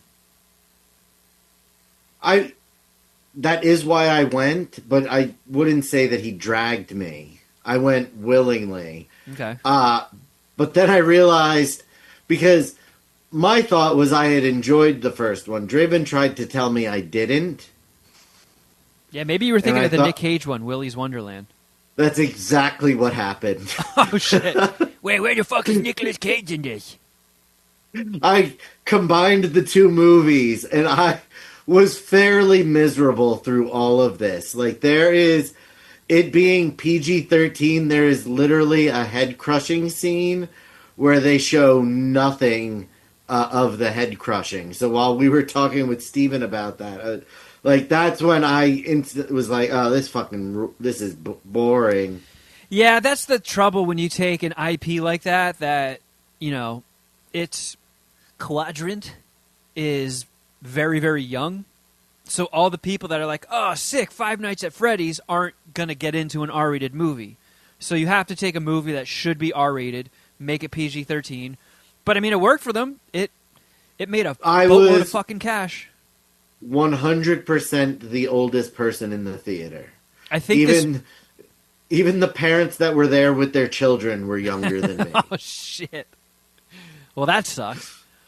And kids talked the entire fucking time. Yeah, I bet. That's one of those kind of movies. For sure. Well, at least you weren't that engaged in the film, so... I mean... I didn't fall asleep, though, during this one. I was awake for the whole hour and 40 minutes of nonsense. See, I never played the games. I think it is a cool concept where there's like a knockoff Chuck E. Cheese and the animatronics are haunted and come back to life and kill people. But, I mean, that first one got abysmal reviews, made a fortune. This second one, also getting, like, even worse reviews, I think. And it blew the original's opening weekend out of the water. I think it's already crossed $100 million worldwide. So, This is a minor spoiler. So if you plan on seeing it, earmuffs for about the next minute or so. But the whole plot of the movie centers around there being a second Freddy Fazbear's in this town that people forgot existed. And I think I saw that in the trailer. Murders happened before the murders at the one from the first movie. Well, isn't that convenient? Yeah, like, what the fuck? Yeah. Well, you know what? I'm glad the kids got something fun, you know? Whatever. Not everything is for us. Spend $8 to buy Deathstalker on Apple TV, not $15 to go see Five Nights at Freddy's 2. Yeah. Although I will say, it's overall, you know, a rising tide raises all ships. It is good that it's getting people into theaters. That Zootopia 2, like, holy fucking shit. I know you guys probably don't give a shit or follow any of this stuff, but the amount of money that thing is making it's been out for a week and change, and it's almost crossed $1 billion worldwide. Are we pro or anti Zootopia? I mean, I think the first one is a five-dicker. Okay, I love Zootopia. So you're cool with it making money. I'm honestly nowadays I'm cool with anything making money. Just as long as people are going to the movies and keeping the industry alive, and not only that, specifically keeping theaters going. Like, make Wicked 3 if it's going to make $1 billion fucking dollars. I don't care. Just keep the industry alive. So, you know, if theaters are gone, you know, people can't make dog shit or good shit for people to go and see in the theater. So Yeah, I fair don't know. enough. I look at it as a positive. I mean, it gets. My aunt sees one movie a year, and that's when I drag her to the theater when I'm in San Diego for Thanksgiving. And I try to tell her every year, I'm like, go see fucking more movies between now and next Thanksgiving. Get the AMC pass thing. It pays for itself after your second movie. And my brother has one of those. I will say that Skeet Ulrich has a scene in the movie where he's supposed to be he plays a father whose daughter was killed, and he just fucking chews up the scenery. He goes big, and it's almost to the point of being caricature-y and hard not to laugh at. Skeet, skeet, skeet. I wonder if when that term got taken to mean jizzing, I wonder if Skeet Ulrich was like, shit. I'm essentially I'm cum Ulrich. What? Yeah, I wonder if he was ever pissed about his parents naming him that. Or it's probably, I wasn't say it was a stage name, but who the fuck would willingly name themselves Skeet? Maybe he was a big fan of Doug the cartoon and Skeeter, Doug Funny's best friend. You know what? Let's solve this mystery together. Let's look up Skeet. Good old cum Ulrich on IMDb. I have it already. You want to know what his real name is? Yes. Brian Ray Trout. So Skeet Ulrich he's like, oh, this is cool. This is a cool name. Yep. And then Lil Jon's like, oh, Skeet, Skeet, Skeet, Skeet. And he's like, shit. I just meat all over this chick's butt. I've gone too far. Again, I've gone too far. Somebody needs to shut me the fuck up. Dude, you're riffing. It's all good, baby. That's what you guys are here for. He got the Ulrich part of his name from his first stepfather, whom he considers his father. Well, that's sweet. And Skeet he got because he likes coming on people. Skeet's what his second stepfather called him. Did you know? He couldn't call him little shit, because he's too young. So he just called him, oh, you little Skeet. Want to know what his first two roles were? Scream and Hackers. No. I would say Wayne's World. He's not even in Hackers. Wayne's World and Blank Check. The Disney film. He is also in neither of those. Blank Check did kick ass. Just stabbing in the back here. He was an extra in Weekend at Bernie's, and then he was a thug in Teenage Mutant Ninja Turtles. Oh, shit. You know what? I think I do remember seeing that. I've watched that. The OG TMNT twice this year. But I'm always so distracted by how awesome TMT. Sam Rockwell is in it that I always forget about old Skeet, Skeet, Skeet, Skeet, Skeet. Man, they really do make joining Shredder's gang, like joining the Foot Clan, very enticing. I mean, it was hard not to be like, I want to ride my bike on that track inside that warehouse. Yeah. Like, they've got video game machines. That's how we know that for a fact that there are no cool billionaires, because if there were, one of them would have recreated that. That's like if one of us wanted to go buy a cup of coffee right now. It's so inconsequential. This person could just recreate the 1989 Foot Clan lair. And they don't. It's a wasted opportunity. They're wasting riches on dull people. Boring people. Yep. It's a goddamn shame. Jeff, have you watched any of the Diddy documentary that's on Netflix right now? I haven't. I'm going to watch it. I know you're not really a documentary guy or a true crime documentary guy, but have you seen it? I haven't, but I find it intriguing, and I'm looking forward to getting your condensed review once you do watch it. Okay, I'll watch it and I'll report back to you guys. It's fucking dude. 50 Cent is the most just petty motherfucker ever. So he produced the documentary, and he's been anti Diddy for a long time.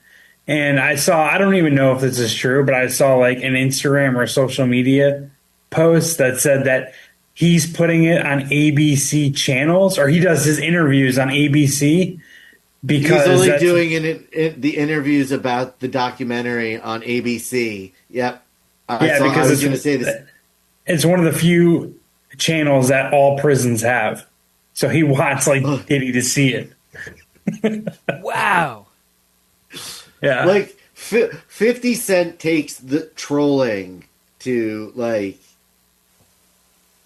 unmatched levels. Yeah, I mean, like, if you are in a beef with 50, he is trying to end you. He's trying to end your existence. And he will never drop it, and it's never cool. Like he'll never say, all right, truce. Like, no, it is beef until one of you guys die. And what is he doing? Like, is he releasing a lot of new music? I know he produced the documentary. I guess he was like well, no, I know, but producer like on it. in 50 Cent's free time, like every now and then he's like a B character in like some shit straight to DVD movie. Well, but he's been doing the Power series. Oh, okay, yeah, I guess. Yeah, I think he's more like just like a show movie producer now. But it seems like he's got the time and the resources to be as petty and vengeful as he wants to be. yeah, dude, it's fucking crazy. So but, yeah, I'll watch it. I also remember seeing that Diddy was trying to sue to stop its release, and then 50 Cent was saying, "No, Diddy's going to like this." And then it came out, and all I've seen on social media are people be like, "Dude, 50 Cent is fucking crazy for being like, oh, Diddy would like this." He was clearly lying. Yeah, so that is wild. So yeah, I don't necessarily want to devote the time to watch it. I don't know how many episodes it is. I don't know how long it is. But you just want to hear my commentary? Yeah, my preferred take of absorbing a documentary is you or Carl giving me the rundown, the cliff notes, as Shuddy gets a dramatic zoom chewing on his thumbnail. That was unnecessary. Yeah, that was fucked up. Dude, take that up with Zoom AI. I am not directing this episode. That was all Zoom. See, this is what happens when you put this shit in the fucking hands of AI. It's really aggressive. Like last week, it was fun. It was like a cool little addition to the show. And now it's just like, I don't know, it's kind of going off the rails. I will say, though, it is interesting. Like, for people that, there's not a ton. We get like, 500, 600 views per episode on YouTube. Bulk people just download and listen to the audio. But now there's something a little bit more than just our static 3 boxes, People get the dramatic zoom of Shuddy Boy eating his fingers and Jeff chewing on fucking beef jerky, string cheese combos, and doing his points whenever he leaves the room to go poop. Yeah. No, it did add some production to the show. Well, before we head over to Patreon land, we should probably take care of this week's NFL Who Picked Them? I know you don't like this segment, Kevin, but you never mail it in on the intros, and I can appreciate that. It's my favorite part of the segment. The race for first is staying tight in the NFL Pick Them. Last place is kind of just finding its spot with Kevin. Oh, cool. Kevin, you went 3-3 last week. Jeff, 4-2, and I went 5-1. Oh, so are we tied again? No, you're still one game up. You are still one game nice. up. 5-1. You fucking watching ahead, cocksucker. You, Jeff. If you would have just picked the Patriots. Yeah. I really thought that the Giants could win that game, and they got skull fucked. They never had a chance. And the Lions beat the Cowboys. The Pittsburgh Steelers beat the Ravens. The Jaguars beat the Colts. Daniel Jones likely out rest of the year. It's going to be a long time before he plays again. Yeah, and probably next year because did they confirm it's his Achilles? Yeah, he tore his Oh. Achilles. That's Oh. like a year injury. Oh my God! I have to ask you guys about something I saw in San Diego, and I couldn't stop fucking laughing. What happened with that dude that kicked the floor? Oh my god! Yeah, that was. He's talking about the Korean Giants. kicker for the Giants. Youngwei Koo. That was the I- funniest you know. thing I've ever seen. Yeah, you like. I've watched sports my whole life. I don't know. I can't even tell you how many games I've seen. I've never seen that. I've never seen that before. Dude And then went I- to kick then the I football, heard- and he missed and kicked the floor. Yeah, and I The clip heard. I've seen of it then goes to Jackson Dart and just seeing him mouth, "Are you fucking kidding?" Yeah, dude. You know how much hard work like the offense does to get the ball down the field, and this motherfucker has to kick it, and he just kicks the fucking ground. Like Like, 4 inches ridiculous. behind the ball. Jeff, were you watching that live? Yeah, dude. Of course. What was Me and what was your my reaction? brothers. I mean, I kind of freaked the fuck out. I don't know. Like when it just looked like a botched snap when you're watching it live, and then when they showed it, it's just Laces I out. was mad, but Laces again, out. I was like, I was just stunned. It was just like, I mean, I've never seen that. I've never. That's fucking crazy. And Did this guy just kick the I heard- fucking floor? I heard afterwards, people like I don't even know if it's true, but he said there was, or the guy who's holding the ball said, yeah, he made a mistake. And it's like, dude, get the fuck out of here. You made a mistake. Like the guy the guy kicked the ground. Like he can't blame anyone else besides himself. There's no one else to blame. Unless somebody dosed him with LSD in the locker room. I agree with you. Yeah, even if the ball was back where his foot is, he would have kicked the ground. Yeah, that Yeah, dude. I saw Crazy. that. I saw that trending on social media, and I was laughing my ass off. Like that's one of the only times and the most direct times I think that sports has landed with me. It's like, oh man, if somebody kicked the floor like every other game, I might watch. That's some great content. But and then when I saw that it was the Giants guy, I was like, poor Jeff. Always Dude. talking about how he's getting fucked over and the pick them and bets, and then one of his guys goes and kicks the floor. It's just like, oh, dude. That was Rough. more. I did bet money on that, and I did give that out as a pick publicly. But I have been just on fire in the NFL, and so that it wasn't that much of a loss. So I ended up getting money back. I have a question for you, Jeff. How do you Perfect how- zoom in. How do you feel about the ending of the Raiders game? I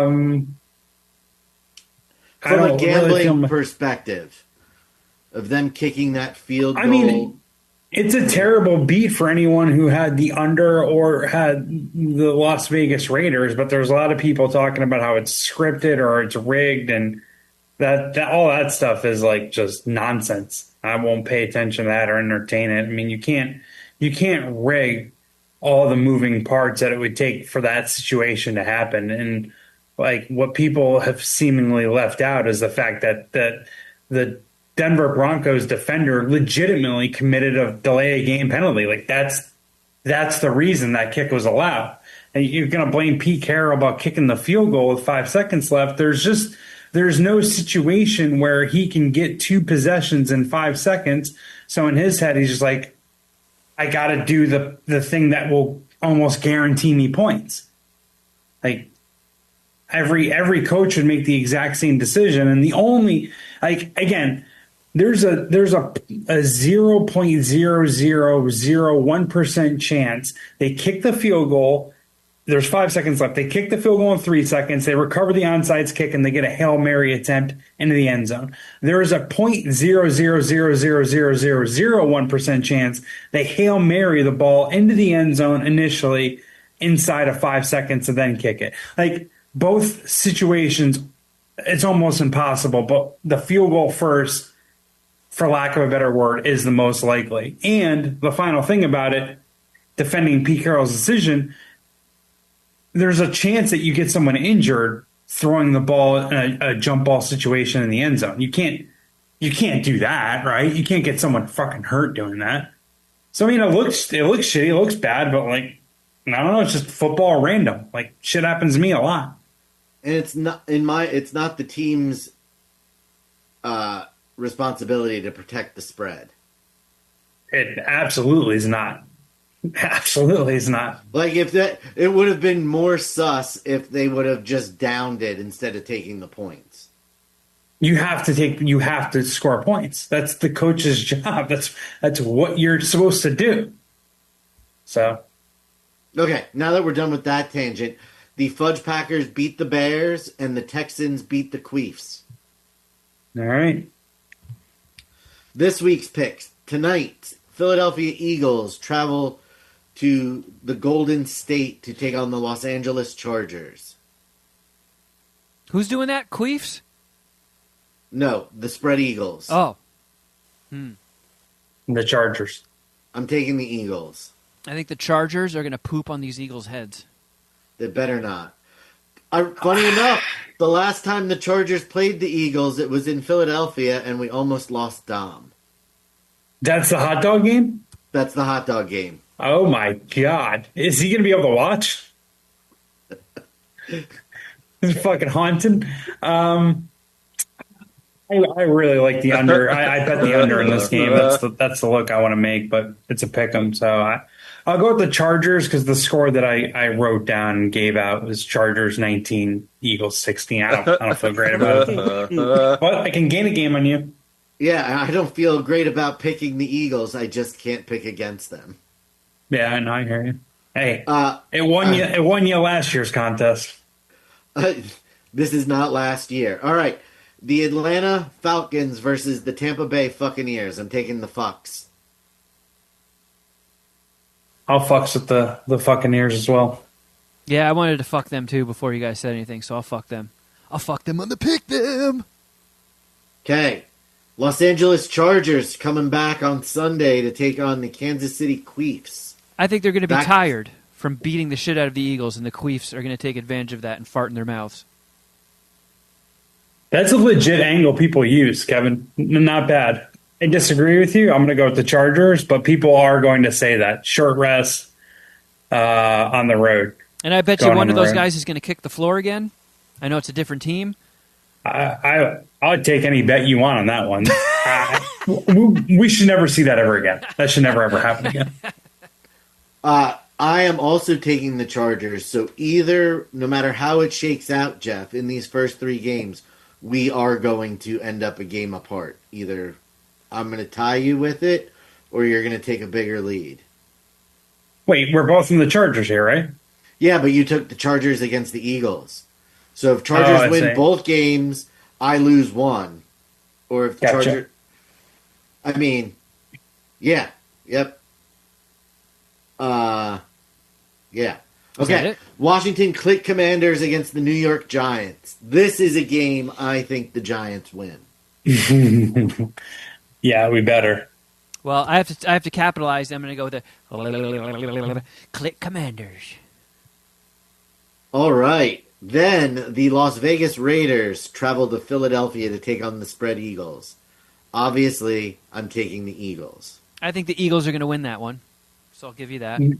Yeah, it would be a really bad situation in Philadelphia if they lost that game. It'd be a really dark Christmas. Really dark. And then next Sunday night, the Minnesota Vikings take on the Dallas Cowboys. I'm taking the Vikings. I'm going to take the Cowboys because fuck you, Shuddy. I'll go with the Cowboys. I'm not even sure how I'm going to bet the game yet. I got to look at it. It's a great matchup, I think, or it could be a good matchup, but I'll go Cowboys since they're a favorite. And that's that. Word. Thank you, Shuddy. And thank you guys all so much for listening. If you need more MSPH in your life, hey, maybe this is your first time listening to the show. You like Steven as a filmmaker and you check this out. Welcome. We'd love to have you. We'd love to have you stick around. So subscribe to us on YouTube, on Apple Podcasts, wherever way you listen. Please subscribe and check out our Patreon. Patreon.com/Mad Scientist Party Hour. We've been doing it for about 8 years, I think, which is fucking crazy. It's fucking crazy. And the amount of content that is on there is also crazy. And you get access to all of it. It also helps us stay afloat. It is the lifeblood of the show. So if you want the show to stick around and exist, that is the way to do it. Check out our Patreon. Patreon.com/Mad Scientist Party Hour. If you want to see all of the dramatic zooms and Steven's setup, he had a lot of cool masks going in the background. Just go to youtube.com/Mad Scientist Party Hour. Shuddy Boy just shot a fucking Hadouken of hearts at us. You have to see that. That's worth a thumbs up. Now Jeff's doing it. I can't do it because I didn't update my Zoom. But trust me, it's happening. I don't know what you guys. What are you guys trying to summon with a thumbs up? Is it going to shoot boners? Don't we get? Doesn't get like fireworks? Oh yeah, there it is. Oh, the fireworks. Jeff and I were just trying to do it at the same time, so it kept fucking fireworks. You can also. I was going to say, don't update your Zoom, Kevin. We can't let you fuck around with the tech. Just keep everything as it is. When we're done with the podcast, just get out of your chair and walk out of the room. I am. Don't touch anything. Also, we are going to we've started a thing on the Patreon, Poo World Records, and last week Jeff tried to set the amount. He set the benchmark for most ice cream sandwiches consumed in 30 seconds. We might need to tweak that time challenge, but I'm going to take a stab at it this week, so check it out. Don't forget to check out Deathstalker. Rent it on VOD or pre-order the physical copy. I did rent it on Amazon. Shuddy and Dom, I believe, bought it on Apple TV. And I think Dom rented it on Amazon not knowing he could purchase it for $2 more on Apple. I purchased it. Well, I think I am also going to join Dom in pre-ordering the physical copy because that's a movie I would like to watch again. It was very, very fun. So thanks again to Steven Kostanski for coming on the show. And what do you have planned on Outkick Bets, Jeff? NFL Week 15. I've won 9 straight weeks in the NFL. I am on fucking fire. It's my best season ever so far, hitting 60% of my circa million picks. I should be in the top 100 of this contest, which is good enough to get paid. Should have ended this week, but I got 4 more weeks to go. Hopefully I can keep up that 60% win rate and make some money in this racket. That'd be pretty sweet. So all the support, though, you guys give would be much appreciated and much welcome. So check out Outkick Bets. Jeff Clark. Download, subscribe, rate, review, all that good stuff. But thanks, fellas. Do it. Also, if you want to get your posters, The Second Coming of John Cooper, my feature film debut, now's the time to get it so they arrive to you in time before Christmas. If you want to get it as a gift for somebody, just go to etsy.com/shop/John Cooper movie. And that is about it, friends. Thank you so much for listening. And until next time, something